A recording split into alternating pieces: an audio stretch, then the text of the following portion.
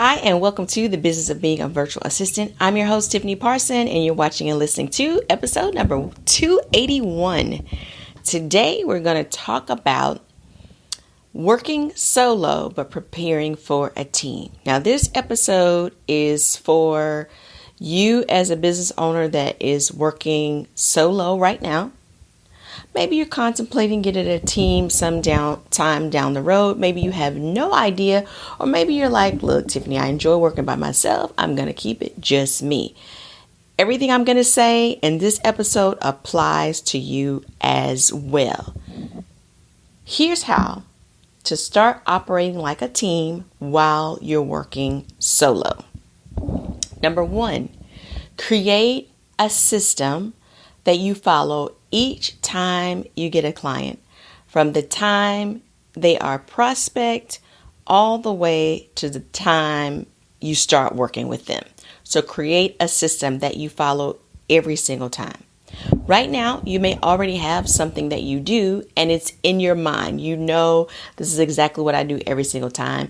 Get it down on paper. Put it in a Google Doc so you have that information already written, already in place.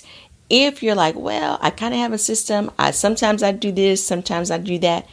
Figure out what's working best and use that as your system. What you put in your Google Doc, remember, it's not set in stone. You can change it. It's your system. But most importantly, have a system. Number two, a process workflow for every service that you provide, whether that is bookkeeping, Pinterest, social media, customer support, whatever it is. For every single one of your services, have a process workflow.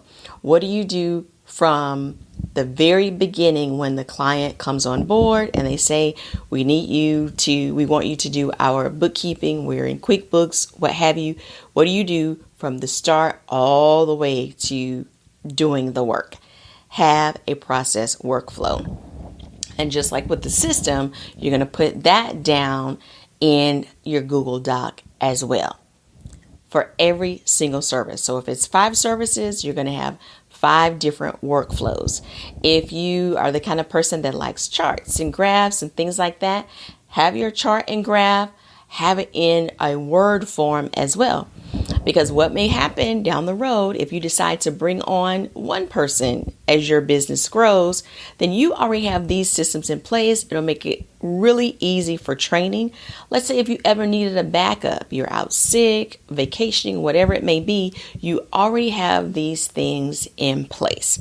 Number 3, a recurring payment system, so you are not manually sending out invoices every single month or however often you send out invoices.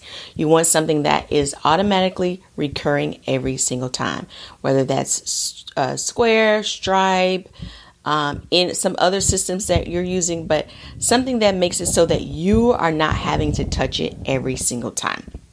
This also means that your clients will be on different payment dates. So somebody's recurring payment, maybe they started with you on the 10th. So theirs will recur automatically on the 10th based on when they paid. If somebody else paid you on the 5th, then theirs recurs automatically on the 5th versus trying to get everybody on the same date, because everybody's going to start at different times. If you are utilizing packages as your pricing, this works beautifully. If it's a set flat rate, it works perfectly to have that recurring payment, so you don't even have to think about it. You know, the 5th, the 10th, the 15th, whatever the times are, you know, and it makes it easy to keep track of. These are some quick tips to help you while you're working solo, but also in preparation for a future team. You never know what's going to happen down the road. You might get a huge project and need to bring on more people, whether it's permanent or temporary or subcontracting, whatever the case may be. These 3 things will help you as you do the work. So remember, create a system from prospect to start.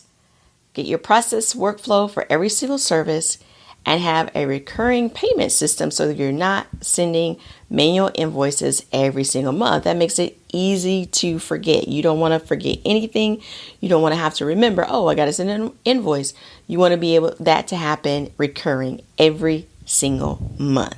If you have any questions, comment below. I look forward to hearing how these tips are helping you as you're working solo in preparation for your future team. Thank you so much for watching and listening. You have a wonderful and fantastic day.